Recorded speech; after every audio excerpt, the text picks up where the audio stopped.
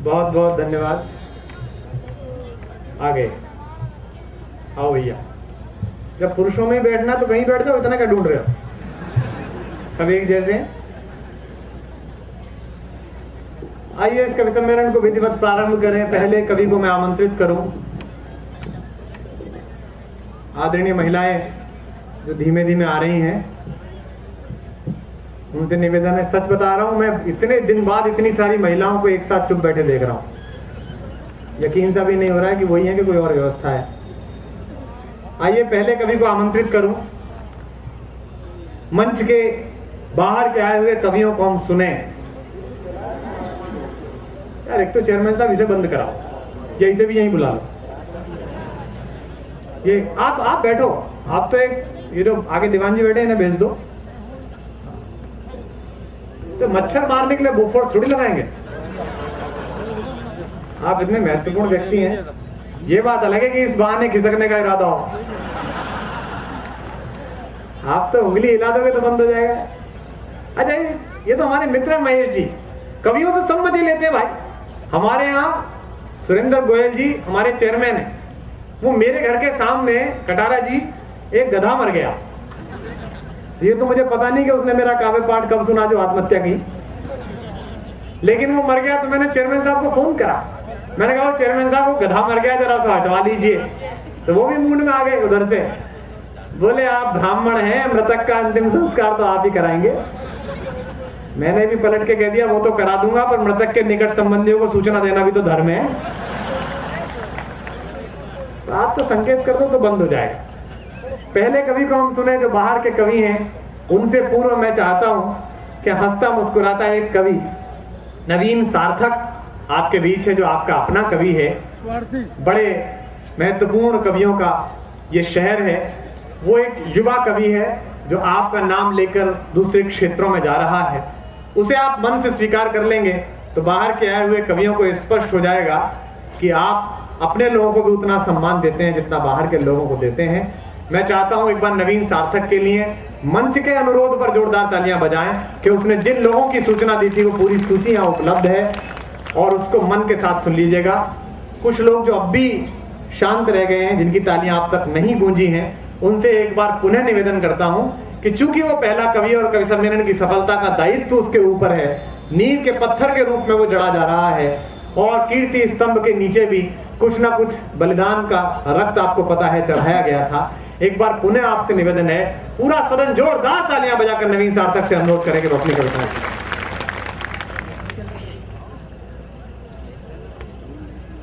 उपस्थित समस्त महानुभावों को प्रणाम करता हूं, मां सरस्वती को नमन करता हूं, मंच पर विराजमान सभी कवियों को नमन करता हूं।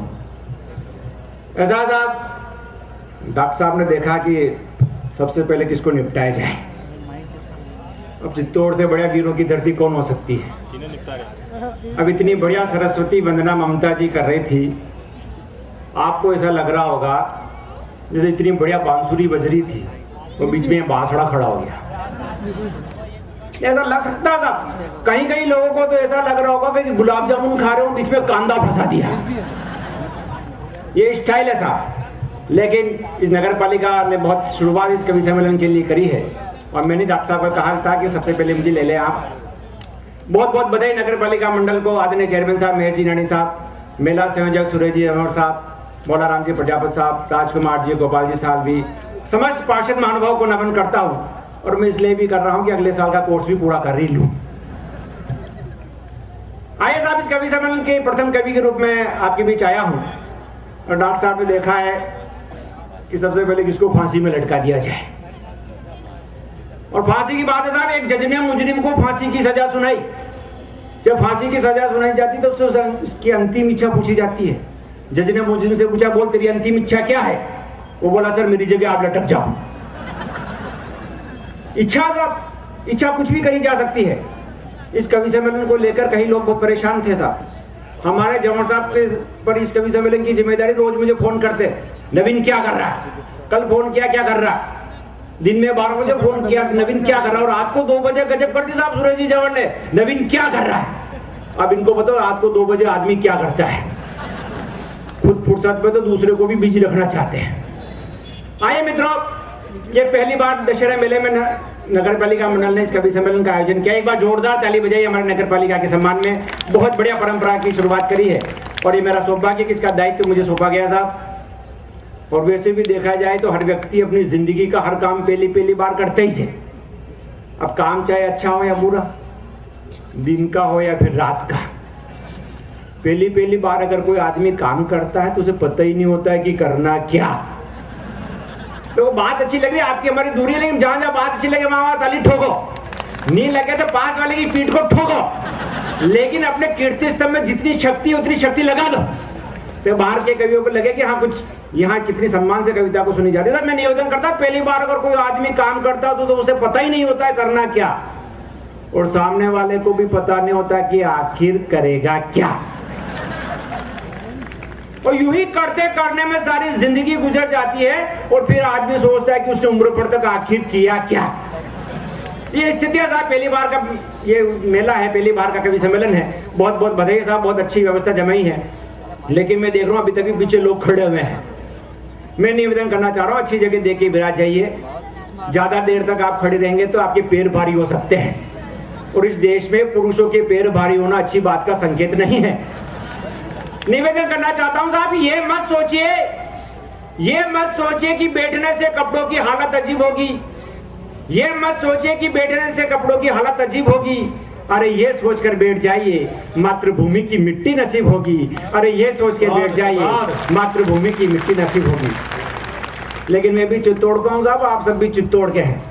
मैं इन सबकी आदतों से परिचित हूं साहब। रात 11 बजे इनको खड़े रहने की आदत है, और व्यक्ति अपनी आदत को कभी बदल ही नहीं सकता साहब। एक कंडक्टर की सुहाव रात थी, वो सुहाव रात ने अपनी पत्नी वगैरह आगे खिसक, बीच में एक सवारी और फंसेगी। ये स्वभाव था, इन आदतों को बदल ही नहीं जा सकता। एक ड्राइवर साहब शादी करने के लिए चले गए साहब। जब ड्राइवर शादी, आप हमारे हिंदू में परंपरा होती है, पहले वधू आगे चलती फेरे लेते समय वर पीछे चलता है। जब आगे वधू चल रही थी, पीछे कंडक्टर वो ड्राइवर चल रहा था, तो बार बार आगे निकलने की कोशिश कर रहा है। ये बात पंडित को हजम नहीं हुई, तो उसने ड्राइवर के बाप से पूछा ये क्या कर रहा है? तेरा बेटा बार बार आगे निकलने की कोशिश कर रहा है। तो उसने कहा पंडित तुझे मालूम नहीं ये ड्राइवर है, इसको ओवरटेक करने की आदत है। तो ये तो स्वभाव था, इस आदत को बदला नहीं जा सकता। मैं आपके बीच उपस्थित हूँ, देश के सारे कवि आपको कविता सुनाएंगे साहब। और अपनी धरती मेवाड़ की धरती साहब, मैं मेवाड़ का हूँ, आपका लाल हूँ, मंच का सबसे छोटा कवि, इसलिए मुझे सबसे पहले बुलाया गया है। और मेवाड़ की तो विशेषता साहब, मैंने अपनी एक गलती कर दी। मैं चित्तौड़ का रहने वाला हूँ, मेवाड़ का रहने वाला हूँ, लेकिन मैंने अपनी शादी उत्तर प्रदेश में कर ली साहब। अपन ठहरे मेवाड़ी। अब मेरी पढ़ी लिखी पत्नी साहब हिंदी बिल्कुल मेवाड़ी बिल्कुल जानती नहीं। एक बार मेरे घर पे 2-4 मित्र आए थे, मैंने मेरी पत्नी से कहा चाय बना के ला। जब वो चाय बना के नहीं लाई तो मैं सीधा किचन में चला गया और मैंने उससे कहा तू गेली है। जब मेरे सारे मित्र चले गए तो मुझसे गेली की क्यों जी, इस गेली का मतलब क्या होता है? तो मैंने उसे समझाया था कि इस गेली का मतलब होता है तू बहुत सुंदर है, तू बहुत बढ़िया है, तू बहुत प्यारी है। तो ये सुनकर वो बोली तो तू भी तो गेला है। वाह, ये सही बोली। ये माता बहने आए विराजमान, इनको नमन करता हूँ साहब। कुछ पंक्तियां निवेदन करना चाहता हूँ। चित्तौड़ की धरती साहब, हमारी धरती, आपकी धरती, हम सबकी धरती, कि धन्य धन्य पावनों में वाड़ धरती, धन्य धन्य पावनों में वाड़ धरती, प्रेम सद्भाव का प्रकाश करती। स्वाभिमान का भी यहाँ बिकता नहीं, स्वाभिमान का भी यहाँ बिकता नहीं, शीश कट जाए पर झुकता नहीं, शीश कट जाए पर झुकता नहीं। राजपाट सारे महलों को छोड़कर हो गई दीवानी जो मक्खन चोर पर, मीराबाई जैसा विश्व पान करे हम, दुनिया में भारत महान करे हम। मैंने ये पंक्ति इसलिए सुनाई कि आपको लगे कि हाँ चित्तौड़ का आदमी चित्तौड़ की बात भी कर सकता है, वरना अपना वीरस के लिए चेची से अलाउ नहीं करता है। मैं निवेदन करना चाहता हूँ, मेवाड़ की धरती है और हमारे मेवाड़ियों में क्या विशेषता होती है साहब। हमारे मेवाड़ की शादी होगी, मेवाड़ी की शादी होगी, और मेवाड़ी जितने प्यार से बात करते उतनी जल्दी लड़ी भी कर लेते हैं। वो शादी करके अपनी लुगाई को लाया, थोड़े दिन में लड़ बैठा, उसके गई लड़ झगड़ के चली गई। जब वापस उसको ससुराल में लेने के लिए गया था, जब जैसे लेने के लिए गया था उसके ससुर जी ने कहा भेजेंगे नहीं, तेरी सास को देवी आती है। दूसरी बार फिर लेने के लिए गया, उसने कहा मेरे मेरी पत्नी को भेजा कि नहीं भेजेंगे, तेरी सास को देवी आती है। तीसरी बार फिर गया और तेरी सास को देवी आती नहीं भेजेंगे। चौथी बार जब वो गया तो गुस्से में आ गया, उसने कहा मेरी पत्नी को भेजो। उसने कहा नहीं, तेरी सास को देवी आती नहीं भेजेंगे। उसने कहा निकालो देवी को बाहर। तो उसकी सास बिल्कुल बाल बिखेर करके टनटनाट होकर बाहर आई, देवी आगे नहीं भेजेंगे, देवी आगे नहीं भेजेंगे। वो अपना मेवाड़ी था, मेवाड़ के सम्मान में ताली बजाना, वो बोलने लगी, मेवाड़ी सास बोलने लगी देवी आगे नहीं भेजेंगे, देवी आगे नहीं भेजेंगे। अपना मेवाड़ी बोला बिरु आगे लेके जाएगा, बिरु आगे लेके जाएगा। तो हमारे मेवाड़ी तो कई बातें करते साहब। एक बार पुनः माता बहनों को नमन करता था। माता बहनें ये उपलब्धि इस कवि सम्मेलन की, माता बहनें इस कवि सम्मेलन को सुनने के लिए आई है। ये मीरा की धरती, पन्ना धाय की धरती है। इस धरती पर माता बहनें कवि सम्मेलन सुनती है तो बहुत बधाई की पात्र है। लेकिन वरना क्या स्थिति, ऐसा भाई कुमार साहब कही रहते सनोबर नाइट भी है, लेकिन ये स्थितियां क्यों हो जाती है साहब? आज की फैशन को लेकर ये स्थितियां खड़ी हो जाती है साहब। आजकल की लड़कियों की फैशन हमारे नौजवानों की टेंशन है साहब। और फैशन क्या साहब, और फैशन की स्थिति के साहब, आज हमारे कवि मित्र विनी चौहान को बस स्टेशन पे लेने के लिए गया मैं, वहां देखा मैंने साहब फैशन का नजारा। एक लड़की बिल्कुल टाइट टाइट जींस में शॉर्ट शर्ट में खड़ी हुई थी। इत्तेफाक से उसके शर्ट पे हवाई जहाज बने हुए थे। मैं वहां खड़ा हो गया, मैं इत्तेफाक से उसके हवाई जहाज को गिरने लगा तो मुझसे कहेंगे तूने हवाई जहाज कहीं नहीं देखे क्या? मैंने कहा हवाई जहाज तो कहीं देखे हैं, लेकिन हवाई अड्डा पहली बार देखा है। तो ये फैशन है साहब। लेकिन इनको बहुत बहुत नमन करता हूँ साहब। माता बहनों ने इस देश को बहुत आगे बढ़ाया और हमने कई बात करी साहब माता बहनों के सम्मान में। बार बार कहा जाता है नारी महान है, नारी महान है, नारी महान है, लेकिन हमारे कवि मित्र कहते हैं नारी महान है, नर महान है। कई उदाहरण कवि सम्मेलन में दिए जाते हैं साहब, नारी महान कैसे है, नर महान कैसे है। आप सोचिए, आप किसी बस में यात्रा कर रहे हैं, आपके पास कोई सुंदर सी लड़की महिला आके बैठ जाए, इत्तेफाक से आपको नींद आ जाए, तो महिला कहेगी ढंग से बैठ, बैठना नहीं आता क्या? नहीं तो उठ के चली जाएगी। ये थी नारी की महानता। अब अपने पुरुषों की महानता देखो साहब, इसी घटना को पलट दो। आप बैठे हो, आपके पास कोई सुंदर सी महिला आके बैठ जाए, इत्तेफाक से उसको नींद आ जाए और उसका सर आपके कंधे से लग जाए, तो उतरना हो चित्तौड़ बिलवाड़ा तक चले जाओ। तो नारी महान है, नर महान है, पुरुषों के सम्मान में ताली ठोको। लेकिन अंतिम पंक्तियां निवेदन करना चाहता हूँ, उसके बाद अपना स्थान ग्रहण करूंगा।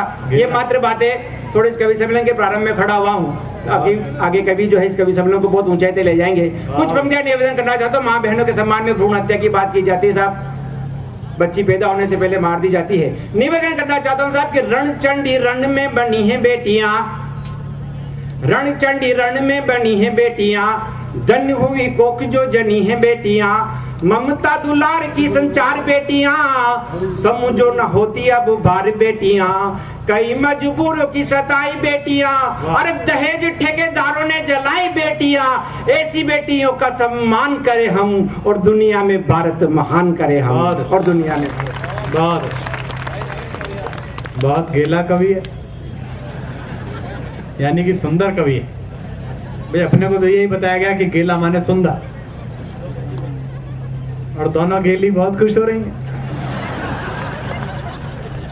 सचमुच में बहुत गेली कवियत्रियां बुलाई, आप लोगों को बधाई देता हूं। आइए दोस्तों, इस बीच एक कवि और आ गया है, जानी बैरागी।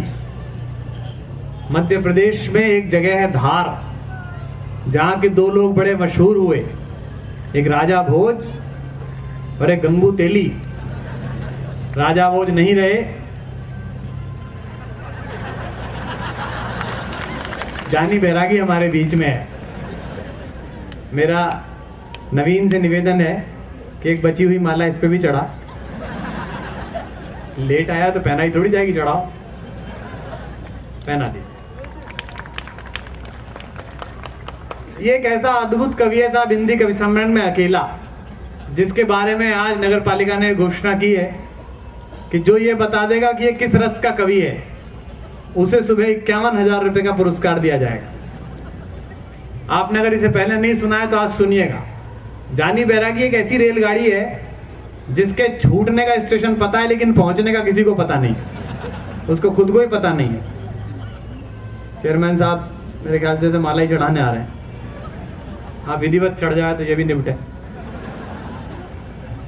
बाल देखिए ऐसे बनाए कि भ्रम होता है कि धोनी आ गया। अब खड़ा हो जाओ, और कितनी प्रतीक्षा कराएगा? हमें तो ये समझ में नहीं आ रहा कि कनकमल जी मुख्य अतिथि है कि तू मुख्य अतिथि है। हाँ भाई, और वो तो वो पहली वाली लड़कियां नहीं थी, पता नहीं तेरा क्या नाम लेती। बाल बाल भी ऐसे ही हैं। 2 मालाएं इसको चढ़ा दी गई हैं। आइए दोस्तों, जिस कवि को मैं सुनवाना चाहता हूं आपको, ये उसका समय नहीं है, लेकिन आप जिस तल्लीनता के साथ बैठे हैं, और आपकी प्रशंसा मैं नहीं कह रहा, हाड़ौती में और इस पूरे अंचल में, मेवाड़ में भीड़ के बहुत कवि सम्मेलन होते हैं, लेकिन यकीन मानिए, या तो पहली बार कवि सम्मेलन है इसलिए, या ये भी कहूंगा कि चित्तौड़ और इस पूरी धरा का कविता और शब्द के प्रति जो आदर है उसके कारण इतनी अनुशासित भीड़, इतने मन से सुनने वाली, जो नवीन के काव्य पाठ में हमें सूचना मिल गई थी कि आप कहाँ अच्छी बात पर ताली बजाते हैं, कौन सी चीज आप तक पहुंचती है। मैं लोभ संवरण नहीं कर पा रहा, मैं चाहता था कि उन्हें देर से सुनवाऊं, लेकिन एक ऐसा अद्भुत कवि मेरे पास है जो हिंदी कवि सम्मेलनी है, 1 दिवसीय पारी है, उसका सचिन तेंदुलकर है, और इस क्षेत्र का राजस्थानी भाषा का तो निस्संदेह सचिन तेंदुलकर है। उसके खड़े होने के बाद पूरा समूह जिस मस्ती के साथ नाचता है उसकी धुन में, उसके शब्द के कह देने में, मुझे राजस्थानी भाषा बहुत ज्यादा नहीं आती, हालांकि इस क्षेत्र से मेरा संबंध पारिवारिक है, इसलिए मुझे थोड़ी थोड़ी राजस्थानी समझ आती है। लेकिन सुनते हैं कि ताल की कोई भाषा नहीं होती। बाबू बंजारा के गीत आपको ऐसे लगेंगे जैसे जून की तपती हुई गर्मियों के बाद पहली बार कोई आवारा बादल धरती पर बरसा है, तो उससे जो सौंधी महक उठी है वो इतनी मीठी होती है कि दुनिया के किसी भी परफ्यूम पर भारी पड़ती है। राजस्थान के लोगों की सबसे बड़ी विशेषता यह है कि वो पूरी दुनिया में हैं, लेकिन उन्होंने जो सबसे मजबूती के साथ चीज पकड़ कर रखी है वो अपनी जबान पकड़ कर रखी है। ओम भाई इस बात की गवाही देंगे कि न्यूयॉर्क चले जाए या दुबई चले जाएं, जो भी राजस्थानी मित्र हवाई अड्डे पर लेने आता है, वो दोनों मित्र आपस में राजस्थानी में बात कर रहे होते हैं। मेवाड़ भूमि के लोग मेवाड़ी में बात कर रहे होते हैं, शेखावाटी के रहने वाले शेखावाटी में बात कर रहे होते हैं।